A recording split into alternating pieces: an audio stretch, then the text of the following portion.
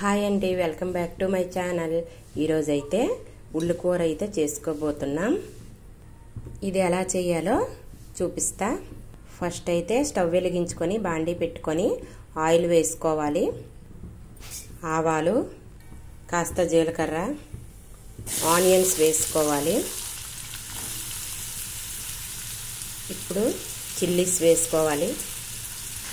తెల్లుల్లి వేసుకోవాలి. బాగా ఫ్రై చేసుకోవాలి. కరివేపాకు వేసుకోవాలి. ఒక 2 మినిట్స్ ఫ్రై అయ్యాక టమాటాలు అయితే వేసుకోవాలి. ఒక టమాటా కట్ చేసుకొని వేసుకోవాలి, ఎక్కువ వేసుకోకూడదు.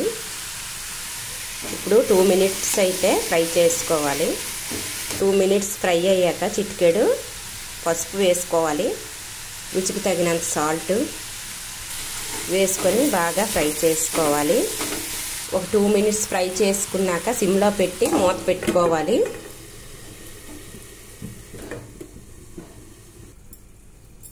ఇప్పుడు 5 మినిట్స్ అయింది. మూత తీసి అయితే చూసుకుందాం.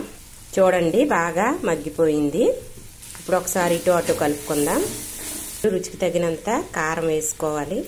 చిల్లీస్ వేసుకున్నాం కాబట్టి చూసుకొని వేసుకోండి. చిటికెడు చికెన్ మసాలా అయితే వేసుకోవాలి. ఇప్పుడు ఉప్పు కారం చూసుకొని అడ్జస్ట్ చేసుకోండి. ఇప్పుడైతే కూర అయిపోయింది. మా దగ్గర కొత్తిమీర లేదు, మీ దగ్గర ఉంటే వేసుకోండి. ఇప్పుడైతే కూర రెడీ అయిపోయింది, సర్వ్ చేసుకోవడమే. మేమైతే చపాతీతో ఈ కర్రీ చేసుకున్నాము. సూపర్గా వచ్చింది. ఇలా ట్రై చేయండి. తెలియని వాళ్ళకి మాత్రమే చెప్తున్నా.